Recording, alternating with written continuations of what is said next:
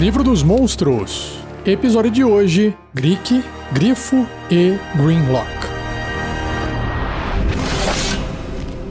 Regras do D&D 5e. Uma produção RPG Next. Começando então com o Grick. A ilustração que tem no Livro dos Monstros dessa criatura parece uma lesma, uma minhoca, só que na ponta, né, onde teria a cabeça, tem um grande bico e aí 4 tentáculos com aparência de tentáculos de polvo. Nas pontas desses tentáculos tem umas pequenas garrinhas. E claro, é um bicho feio e um pouco deformado. Será que é uma monstruosidade ou uma aberração? Vamos descobrir na descrição sobre essa criatura no livro.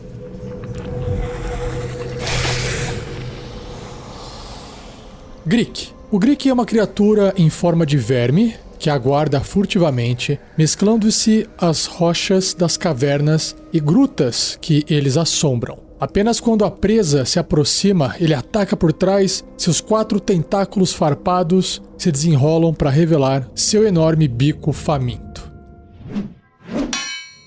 Predadores passivos. Eita, será que é passivo? Vamos ver. Os Gricks raramente caçam. Ao invés disso, eles arrastam seus corpos borrachudos para lugares onde criaturas passem regularmente, espreitando fora da vista em meio aos escombros e detritos rochosos, se espremendo em tocas, buracos ou fendas, escalando parapeitos ou se enrolando em volta de estalactites para cair sobre presas desatentas. Um Grick devora virtualmente qualquer coisa que se mova, exceto outros Gricks. Ele ataca a presa mais próxima, agarrando uma criatura caída com seus tentáculos e arrastando-a para devorá-la em paz. Bom, não é tão passivo assim, né? É que ele espera as pessoas passarem por ele, ao invés de ele ir atrás das suas presas. Emboscadores errantes. Os Gricks permanecem em uma área até que todo o estoque de alimento diminua, geralmente porque criaturas racionais tornam-se cientes da presença deles e planejam rotas alternativas em torno de seus covis. Quando as presas são escassas no subterrâneo, os Gricks se aventuram na superfície para caçar no ambiente selvagem, espreitando nas árvores ou nos parapeitos de encostas. Um bando de Gricks geralmente é liderado por um único alfa enorme e bem alimentado em torno do qual os outros se reúnem. Será que vai ter mais de um bloco de estatísticas de Grick? Vamos ver, logo logo. Espólios da chacina. Com o tempo, os covis dos Gricks acumulam posses largadas de presas inteligentes e guias experientes sabem observar esses sinais indicadores. Exploradores do subterrâneo às vezes bloqueiam as rotas que levam a um covil de um Grick para deixá-los morrer de fome. Então coletam os bens das criaturas tolas que eles vitimaram. Olha só que massa. Tá aí. A ideia da aventura já tá ali, ó.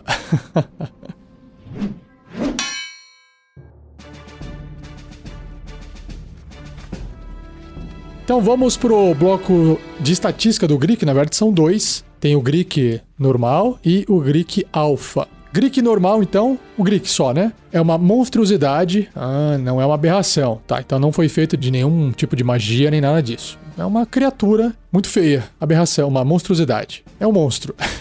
De tamanho médio. Então, se você for pensar num verme, ele é bem grande para um verme, mas ocupa o tamanho de um ser humano. E o seu alinhamento é neutro. Ele não é sem alinhamento. Ele tem um alinhamento, só que é neutro. Interessante. A sua classe de armadura é 14, uma armadura natural, provavelmente por causa da sua pele ali. Pontos de vida 27, deslocamento 9 metros, né, os 30 pés, e também escala, né, tem a escalada de 9 metros, 30 pés. Então vai andando tranquilamente pelo chão e pelas paredes. Nos seus atributos físicos e mentais, os físicos são mais altos do que o médio, né, que é a média de 10 pontos. Então força 14, destreza 14, que concedem bônus. Já a constituição 11 não concede de bônus nenhum. E agora a inteligência é 3, né? Inteligência de bicho, de monstro. Sabedoria 14, que também representa esse instinto da criatura. E o carisma 5. Resistência a dano de contusão, ou seja, recebe metade do dano. Cortante e perfurante de ataques que não sejam mágicos. né? O mágico vai acabar passando por essa resistência que ele tem. Sentidos, ele tem visão no escuro de 18 metros, 60 pés, e percepção passiva de 12. Idiomas, nenhum. Seu nível de desafio é 2, concedendo 450 pontos de experiência. E aí ele tem uma habilidade chamada Camuflagem Rochosa, que dá a ele, né, vantagem em testes de destreza, furtividade, feitos para se esconder em terreno rochoso. Então, bem mais difícil de você enxergar ele camuflado ali. E aí, quando ele age, ele tem 3 ações, sendo que uma delas são os ataques múltiplos. E aí ele pode usar os tentáculos ou o bico como ação. E nos ataques múltiplos diz que o Grick realiza um ataque com seus tentáculos. Se o ataque atingir, ele pode fazer um ataque de bico contra o mesmo alvo, né? Porque ele agarrou e aí quer morder, trouxe para perto do bico e vai morder. Então os tentáculos são um ataque corpo a corpo com arma mais 4 para atingir. O alcance é 1,5 m, né? Uma criatura adjacente, um alvo. Se acertar, 9 ou 2d6 mais 2 de dano cortante. Interessante que os tentáculos cortam a vítima, principalmente por causa das garrinhas nas pontas. E aí o bico, que também é um ataque corpo a corpo com arma, também mais 4 para atingir e também o mesmo alcance adjacente, um alvo se acertar 5 ou 1d6 mais 2 de dano perfurante. Então perceba que mecanicamente ele só faz ataques e causa dano, não tem nenhum efeito adicional a não ser reduzir o HP da sua vítima. Então é por isso que é sempre bom você dar uma lida no comportamento da criatura, na aparência da criatura, na região em que ela costuma estar, para poder construir essa cena de forma mais interessante no seu RPG. E aí o Grick Alpha, ele passa a ter um tamanho grande, que legal, ocupando ali o espaço de um cavalo. Também mantém o seu alinhamento, sua tendência neutra. Sua classe de armadura sobe em 1 ponto. 4 pontos, de 14 foi para 18, uau, bastante. Pontos de vida 75, caramba, bem alto também. Deslocamento 9, continua com a mesma velocidade de antes, e a escalada também 9.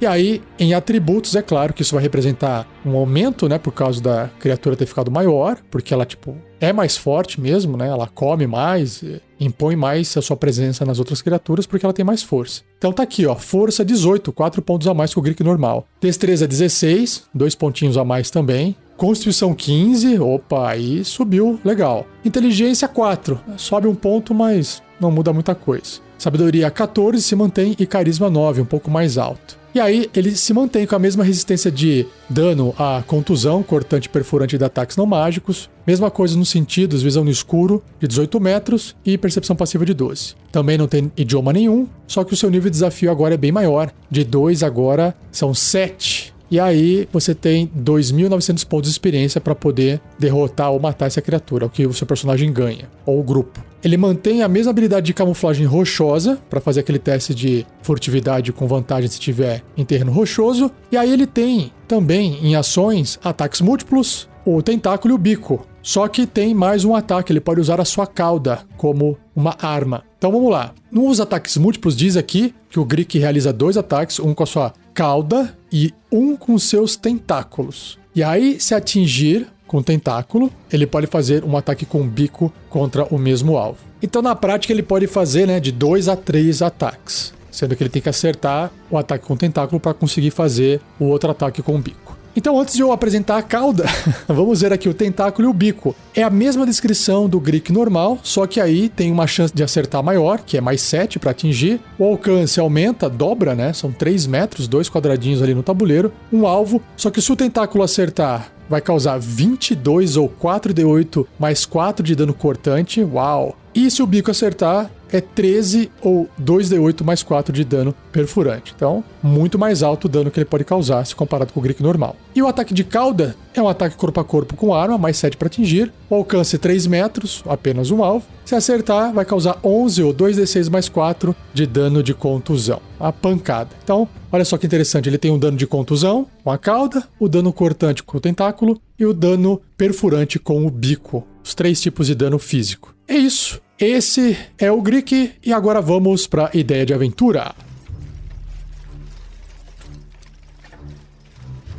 Bom, a ideia de aventura que eu trago aqui é basicamente pegar aquele gancho de ideia que já foi dado na descrição do Grick, onde as pessoas conhecem o local que essas criaturas vivem e elas impedem que essas criaturas possam se alimentar. E aí elas começam a passar fome. Então tem que ser um local subterrâneo para que elas não possam ter saída, né? Não pode ser numa floresta, num lugar aberto, porque aí a criatura escala e escapa. Então tem que ser em algum lugar subterrâneo, cavernas, montanhas. Às vezes, é claro, ele pode estar preso simplesmente numa caverna. E aí quando o pessoal solta, o bicho, né, foge, vai para fora e aí arrasta de volta suas vítimas para essa caverna, por exemplo. Então, vamos lá. Focando na aventura. Eu acho que seria legal assim. Os aventureiros são contratados por um trabalho, para eles irem até uma caverna e descobrir o que tem lá dentro, porque existe uma história de que um grupo de pessoas se prendeu ali há muito tempo atrás, dentro daquela caverna, e aí colocaram aquela rocha na porta para se protegerem, ou pode até inventar uma história de que um gigante foi lá e colocou a pedra, enfim, e que agora foi encontrado esse local, que é um lugar no meio da mata, camuflado, e aí foi encontrado, há rumores desse local, e os aventureiros precisam ir até lá, tirar essa pedra, investigar o que tem nessa caverna e trazer o que tiver lá dentro e repartir com quem tá passando essa missão. Mas tudo isso se trata de um golpe, né? A partir do momento que os aventureiros conseguirem entrar nessa caverna, sim, primeiro eles vão encontrar essas criaturas lá dentro mortas e vão encontrar, sei lá, tesouros lá dentro, enfim, pode ser que sim, pode ser que não. Aí depende do que você achar melhor, mas o mais importante é, depois que abrir essa caverna, a porta dessa caverna, lá dentro vai ter os Greeks, todos famintos. Não precisa ter necessariamente o Greek Alpha, ou se tiver, ele pode também estar super agressivo e super faminto, né? E aí vai rolar um combate, e eu acho que fica até interessante depois disso acontecer alguma coisa, né, na cena. Por exemplo, os personagens, no caso, podem fazer testes de natureza e tentar identificar algum conhecimento sobre os Greeks. E se eles descobrirem que, olha, essas criaturas, elas têm esse comportamento, elas atacam suas vítimas e arrastam para um lugar, e, sei lá, é comum no lugar que essas pessoas morrem ter bastante tesouro, né, porque eles só comem a carne. E aí, será que isso vai ficar evidente de que eles foram enviados para uma armadilha? O que eu acho que vai deixar evidente se eles forem enviados para uma armadilha ou não é o que vai ter dentro da caverna. Se a informação não bater direito com o que tem dentro da caverna, do que foi falado para eles, provavelmente vai deixar eles com uma pulga atrás da orelha e falar assim, peraí, será que nós somos vítimas de algum golpe, né? E aí, claro que numa volta, isso pode ser gerado um novo conflito, se eles sobreviverem e voltarem, ou não, né? Ou eles voltam e o cara vai, puxa vida, achei que eles fossem morrer para pegar esses itens deles, no final eles voltaram com pouca coisa e tá tudo certo. E aí, esse cara pode passar uma outra missão pra eles, essa pessoa, né? Pra eles poderem ir em outro lugar e, sei lá, ser um outro golpe. Aí você usa uma outra criatura. Enfim, aí vai. Tô estendendo aqui na ideia, mas basicamente o exercício é esse, né? Tô fazendo aqui na hora a ideia, né? Não tô preparando e nem escrevi isso antes. Tô falando enquanto eu vou pensando. Então, se você também tiver a mesma ideia, saiba, né? Já deve estar careca de saber, se você tá ouvindo todos os episódios do Regras do D&D 5e, que nós temos um fórum, o fórum do RPG Next, que basta você acessar através do site rpgnext.com.br e tem um link no topo onde está escrito fórum. Só entrar lá, criar uma conta. Se você quiser escrever a sua ideia de aventura para que outras pessoas possam jogar, usar a sua ideia, ou se você quiser interagir com as pessoas, galera, tô com essa ideia aqui, quero jogar essa aventura e escrevi essa ideia, alguém gostou da ideia, alguém tá afim. É claro que também, se você escreve a ideia e compartilha a ideia e você pede para alguém jogar aquela ideia com você, a pessoa já sabe da sua ideia de aventura e se ela for um jogador, né, um personagem jogador, já não dá mais para jogar. Então tome cuidado com o que você pede, com o que você escreve lá. A não ser que você queira dar também uma enganada nas pessoas, falar que é uma coisa e depois inventar falando que é outra. Que é o que você também pode, inclusive, fazer na sua aventura. Vou retomar a ideia aqui, né? Uma pessoa chama os aventureiros, aí essa pessoa fala assim, olha, gente, existe um lugar assim assado, que tá com a pedra presa, que as pessoas fecham essa pedra para poder prender as criaturas lá dentro, e aí todo mundo que é enviado para lá é pego pelos Greeks, são mortos, e aí as pessoas vão lá e roubam seus itens. Eu quero que vocês vão até lá e acabem com isso. Então, tudo isso é verdade. Só que o que é que tem por trás disso, aí pode ser uma outra coisa. Então aí os aventureiros vão lá, beleza, a nossa missão é essa. Esse spoiler não é o problema, porque a gente tá indo consciente de que isso vai acontecer. E depois que abrir a pedra, o que será que vai ter lá dentro? E se os Greeks estiverem todos mortos? Será que eles morreram de fome? Será que um outro grupo de aventureiros os matou? O que será que aconteceu? Então tá vendo? Então você pode trabalhar de diversas formas a sua ideia de aventura. Chega! Vamos pro próximo monstro, os grifos. Seja você também um guerreiro ou uma guerreira do bem. Para saber mais, acesse padrim.com.br/rpgnext ou picpay.me/rpgnext.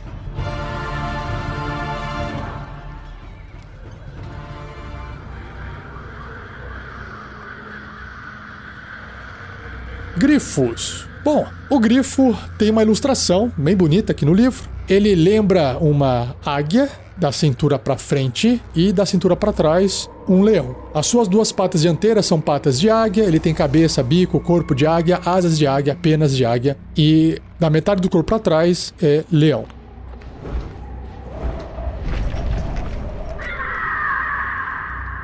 Grifo. Os grifos são carnívoros, aviários, ferozes, com musculosos corpos de leões e a cabeça, as patas dianteiras e as asas são de águias. Quando eles atacam, os grifos são tão rápidos e mortais quanto as águias, mesmo quando golpeiam com a selvageria, força e graça de um leão. Vamos descobrir como é que isso aqui é transcrito em mecânica quando eu chegar no bloco de estatísticas. Devoradores de cavalos, olha só. Os grifos caçam em pequenos bandos, voando alto sobre as planícies e florestas próximo das encostas rochosas onde ficam seus ninhos. Animais de rebanho e cavalos são as presas que anseiam acima de todas as outras, apesar deles também caçarem e matarem hipogrifos, que será apresentado num cast futuro. Quando um grifo avista cavalos, ele guincha para alertar seus companheiros de bando que descem rapidamente em direção à presa. Esses cavalos de montaria ou de rebanho, apavorados com o grito estridente do grifo, preparam-se para a luta sangrenta que inevitavelmente acontecerá. Um grifo ignora o cavaleiro de um cavalo quando possível, e um cavaleiro que abandone sua montaria, ou um pastor que libere um ou dois cavalos, pode escapar ileso enquanto o grifo ataca sua presa escolhida. Cavaleiros que tentem proteger seus cavalos atraem toda a fúria de um grifo atacante. Habitantes do céu. Os grifos fazem seus ninhos em altas encostas rochosas, construindo-os com gravetos, folhas e ossos de suas presas. Uma vez que têm estabelecido seu território, os grifos permanecem na área até que todo o estoque de alimento seja exaurido. Agressivos e territorialistas, os grifos se engajam em combates aéreos brutais para defender seus ninhos, rasgando e retalhando as asas de intrusos voadores para enviá-los numa espiral da morte até o solo. As criaturas que escalarem até o covil de um grifo são arrancados do penhasco e devorados, ou são derrubados das alturas para caírem em direção à morte.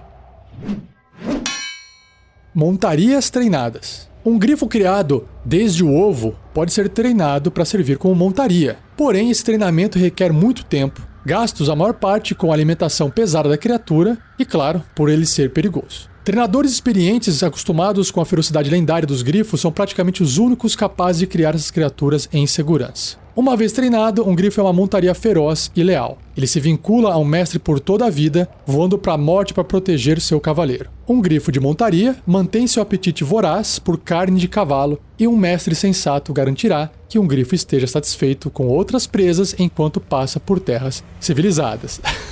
O mestre sensato.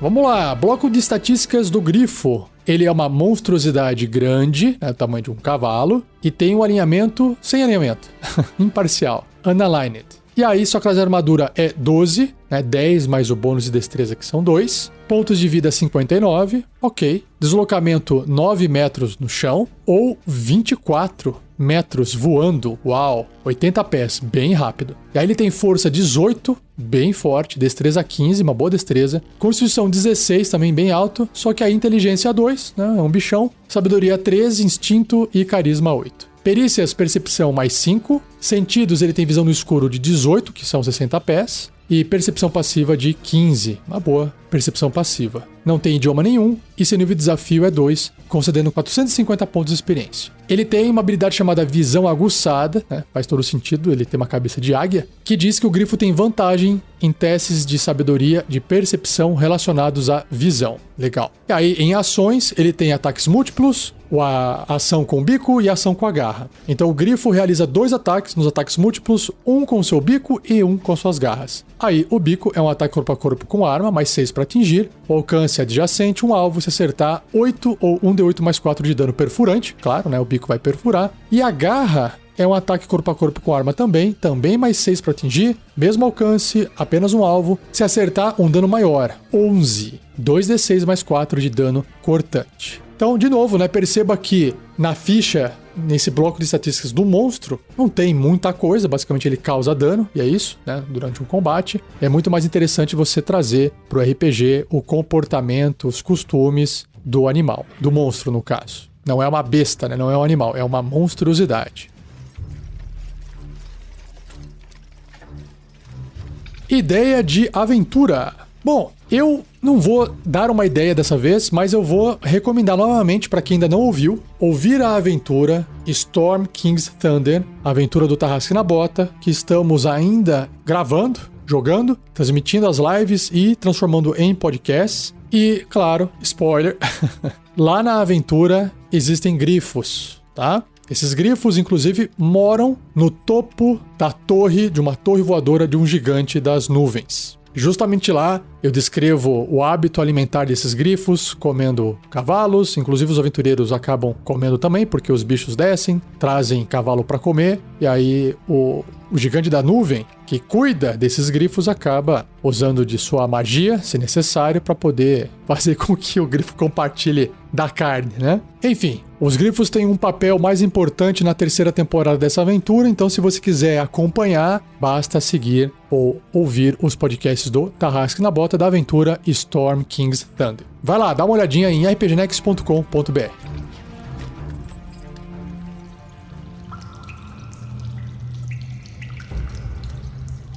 Para fechar o cast de hoje, nós temos o Grimlock. E a ilustração que o livro traz parece um ser humano, vamos chamar de humanoide, né? Porque tem braços, pernas, mas parece assim um humanoide das cavernas, porque ele tá todo nu, mas é claro que tem ali um pedaço de pele de animal cobrindo suas partes íntimas. E o que chama a atenção é que ele tem um pouco de pelo demais no corpo, unhas compridas nos dedos. Aí ele é um pouco careca, com pouco cabelo, orelhas pontudas, uma boca bem grande, com lábio preto e cheias de dentes. Assim, bem grande se comparado com o tamanho humano, tá? E aí, não parece que ele possui olhos. Embaixo das sobrancelhas ali, no nariz, no rosto dele, parece que ele não tem olhos. E aí ele tá com uma papa assim no pescoço, a pele um pouco meio enrugada, mas ao mesmo tempo meio forte, mostrando a musculatura, e acinzentada, porque o cocoroco dele ali, a cabeça onde não tem cabelo, e no ombro, parece sim ter um pouco de calo, mas sei lá, como se a pele fosse mais grossa ou umas bolhas, não dá pra saber. E na mão, ele segura um pedaço de osso com outros ossos fazendo, como se fossem espetos, assim, pontas, numa forma de massa de ossos, né? Parece uma criatura bem selvagem e até lembra uma aparência meio mitológica, assim, né? Porque tem bastante semelhança com características de humanoides convencionais. Grimlock. Os degenerados Grimlocks subterrâneos já foram humanos. Ah, tá explicado, ó. Já foram humanos. Mas sua adoração pelos devoradores de mentes... Uau, que legal. Devoradores de mentes são os Mind Flayers, que ainda não foram apresentados até o momento dessa gravação. Ao longo de gerações no subterrâneo, os transformou em monstros canibais, cegos, muito tempo atrás. Cultistas aviltados. Aviltado significa algo que foi desonrado, humilhado ou rebaixado. Em inglês é debased, que é base, né? Debased é fora da base, algo assim. O Império dos Devoradores de Mentes havia se espalhado por muitos mundos, escravizando incontáveis raças. Dentre essas estavam culturas humanas, cujos altos sacerdotes foram subvertidos pelos Devoradores de Mentes através de seus poderes insidiosos de controle de mente. Esses líderes, gradualmente, direcionaram a fé de seus seguidores para os Illitides, os quais eles veneram como divindades blasfemas. Com o tempo, os rituais desses humanos escravizados criaram cultistas canibais fervorosos que consideram os Illitides comedores de cérebro como um santíssimo sacramento. Os Illitides comandaram seus adoradores a abduzir outras criaturas racionais para serem sacrificadas. É bem esquema Lovecraft, né? Após o cérebro da vítima ser consumido, os devoradores de mentes dão um corpo sem vida para seus cultistas. Caçadores cegos. Quando o governo dos devoradores de mentes ruiu, seus cultistas enfrentaram guerras constantes contra os inimigos deles. as mesmas criaturas que haviam sido suas vítimas. Os cultos fugiram para os domínios do subterrâneo dos seus deuses Ilítides. Por gerações, em seus reinos obscuros, os cultistas aprenderam a utilizar seus outros sentidos para sobreviver. Rolou uma seleção natural, se é que isso existe no mundo de fantasia, mas pode ter tido ou não essa influência aí natural, mais o efeito da magia. Continua. Com o tempo, seus olhos atrofiaram e se fecharam, deixando para trás órbitas oculares cobertas. Os ouvidos de um Grimlock captam a mais leve passada ou sussurro que ecoe pelas passagens rochosas. Eles podem falar em tons muito baixos para a maioria dos outros humanoides ouvirem. O cheiro de suor, carne e sangue desperta seu apetite. Ele pode rastrear tais cheiros como um cão de caça.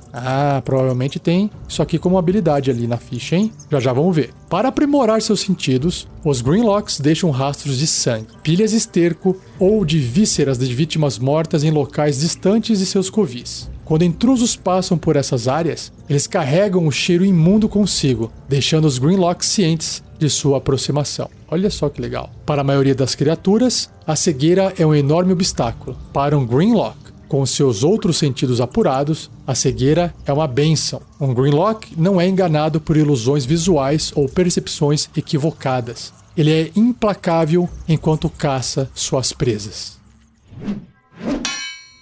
Guerra infindável. Os Grimlocks continuam a venerar os devoradores de mentes, servindo sempre que podem. Os Grimlocks também recordam da guerra que os levou aos subterrâneos. Para eles, essa guerra nunca acabou. Eles continuam a retornar à superfície do mundo para abduzir prisioneiros para os seus mestres Ilítides.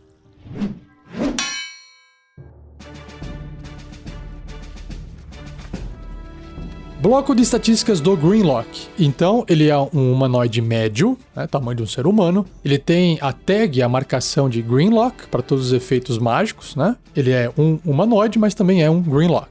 E aí o seu alinhamento ou tendência é neutro e mal. Sua classe de armadura é 11, 10 mais 1 por causa da destreza, do bônus de destreza. Pontos de vida 11, ele é fraquinho. Deslocamento 9 metros. E aí ele tem força 16, claro, no atributo de força ele é forte, mas no seu ponto de vida o nível deve ser bem fraco. Destreza 12, ok. Constituição 12, inteligência 9, um pouquinho abaixo da média, de 10. Sabedoria 8 e carisma 6. Então, claramente, ele é uma criatura com habilidades físicas mais desenvolvidas do que as suas mentais. E aí, perícias, ele tem atletismo mais 5 para poder escalar, furtividade mais 3 para poder esconder e percepção mais 3 para poder perceber. Imunidade à condição de cego, aí não pode ficar cego, porque ele já é. E aí ele tem sentidos, percepção às cegas de 9 metros ou 30 pés, ou 3 metros quando estiver surdo. E aí ele é cego além desses 2 raios aí, certo? Então, por mais que você deixe ele surdo, ele ainda tem uma percepção às cegas de 3 metros, que são 2 quadradinhos. Ele tem uma percepção passiva de 13. Lembrando, que o fato da criatura não enxergar, entre aspas, que é percepção às cegas, além de 9 metros, não significa que ela não possa ouvir, como foi descrito que ele tem uma boa audição. Essas orelhinhas pontudas aí. Idiomas é o subcomum, undercommon, e o seu nível de desafio é 1/4, bem fraquinho mesmo, considerando 50 pontos de experiência. E aí ele tem as suas habilidades, que estão vindo diretamente da descrição. Então ele tem o sentido cego, audição e olfato aguçados e camuflagem rochosa. O primeiro, o sentido cego, diz que o Grimlock não pode usar sua percepção às cegas enquanto estiver surdo ou incapaz de cheirar. Claro, ele depende da audição e do olfato para poder enxergar, entre aspas. O audição e olfato aguçados diz que o Grimlock tem vantagem em testes de sabedoria e percepção relacionados à audição e ao olfato. Legal. E aí a camuflagem rochosa diz que o Grimlock possui vantagem em testes de destreza e furtividade feitos para se esconder em terreno rochoso. Bacana. Muito bom. Então, se quiser fazer ele escondido, tem que deixar ele perto de terreno rochoso, por causa da cor da pele dele, que parece de pedra. E aí, em ações, ele usa sua clava de osso com cravos. É um ataque corpo a corpo com arma, mais 5 para poder atingir, alcance 1,5 m adjacente um alvo, se acertar 5 ou 1d4 mais 3 de dano de contusão. Esse 1d4 representa uma arma improvisada, mais 2 ou 1d4 de dano perfurante. Só que aí tem uma arma improvisada com outra arma improvisada. Que são esses cravos de ossos nas pontas, causando esse daninho extra aí. Bem legal. Ideia de aventura. A primeira ideia que passou na minha cabeça seria até, se possível, fazer uma aventura na época em que os Grimlocks ainda não eram Grimlocks. Eles eram esses cultistas aqui dos Elitides que comiam cadáveres, sem o cérebro, né? Bem estilo Lovecraft. Mas aí, claro que tem que ser de época, né? Ou seja, você vai jogar fantasia medieval, é claro que fantasia medieval você pode jogar durante milhares e milhares de anos, que vai ser tudo a mesma coisa, né? Diferente da nossa vida real. Nada impediria de você, por exemplo, fazer uma aventura onde os aventureiros têm que eliminar ou acabar. Então, por exemplo, imagina que os aventureiros nessa época são as vítimas desses cultistas que estão sendo constantemente abduzidos para baixo da terra para servirem tanto de alimento para os Elitides, né, comerem seus cérebros, quanto para depois servir de comida para os cultistas canibais. Então, claro que nesse caso, se isso for acontecer, você não vai poder usar um Grimlock como ficha de monstro, mas você pode usar apenas a história. E você pode sim fazer uma aventura também de época. Então, por exemplo, se você joga com um elfo, joga com um anão, é claro que talvez 800 anos, 1000 anos não seja suficiente para poder um cultista que fique preso e more lá dentro da caverna, talvez vire um Grimlock. Pode ser que sim, pode ser que não. Por exemplo, pensa no Senhor dos Anéis, onde tem o Gollum, né? E o Gollum era um hobbit, né? Antes. E aí o anel, a posse do anel, a maldade foi deformando ele com o tempo e ele virou o Gollum. É a mesma coisa, né? No mundo de fantasia, onde tem magia, você pode acelerar esse processo. Então, você pode às vezes fazer uma aventura onde você tem ali aventureiros de raças que são longevas. Então, você pode usar anões e elfos, por exemplo, até gnomos. E aí, eles participam desse combate, e aí eles conseguem, por exemplo, prender por um tempo, sei lá, espantar, e as criaturas vão pro submundo e nunca mais são vistas. E depois de um tempo, depois que os aventureiros velhinhos, por exemplo, a cidade começa a sofrer um outro tipo de ataque, né, noturno e tal, onde as pessoas estão sumindo, e aí vão rastrear e vão descobrir que parece que são humanos que estão pegando. Será que um novo culto foi criado? Será que aquele passado lá voltou a funcionar? E aí, na verdade, não, né? São, basicamente, a guerra infindável que os Grimlocks ainda continuam a venerar,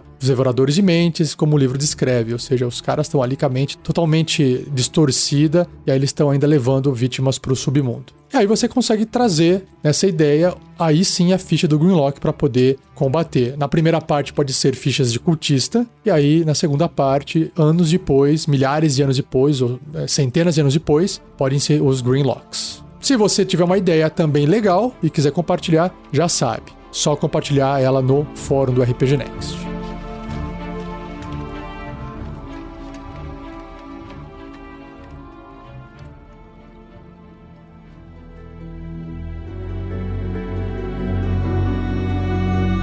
E assim eu encerro mais um cast do Regras do D&D 5e. Espero que você tenha gostado. Não se esqueça de compartilhar. Agradeça ao Gleico Vieira Pereira, que editou esse episódio mais uma vez. E lembre-se, se você quiser fazer parte desse projeto, ajudando de alguma forma, fazendo alguma coisa, reservando um pouquinho do seu tempo toda semana para poder contribuir e trabalhar junto conosco, dê uma olhadinha nas regras de como é que você pode fazer isso. Acesse rpgnext.com.br. Lá no topo, no menu, está escrito Quero fazer parte. Antes estava escrito Quero ajudar, porque se tratava realmente de fazer uma ajuda, mas é mais do que isso, né, pessoal? É fazer parte. Dentro desse link tem a descrição de como é que funciona, tem link para o nosso estatuto, que deixa as regras mais claras, e tem um formulário onde você pode preencher e enviar para a gente que tipo de ajuda ou de que forma você gostaria de fazer parte do projeto. E é claro, todo mundo que faz parte do projeto está disposto, de certa forma, dependendo do tempo e da complexidade, também em te auxiliar, né? Você às vezes chega assim, olha gente, eu quero aqui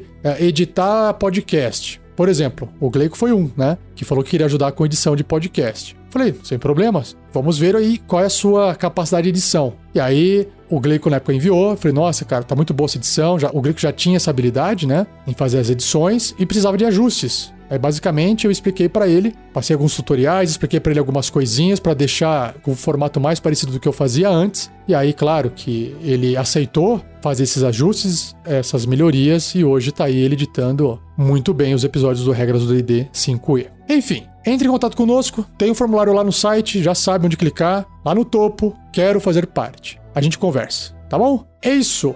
E não perca o próximo episódio, onde eu irei apresentar para vocês as bruxas, ou hags em inglês. Beleza? Então, deixo aqui meu abraço e até o próximo episódio.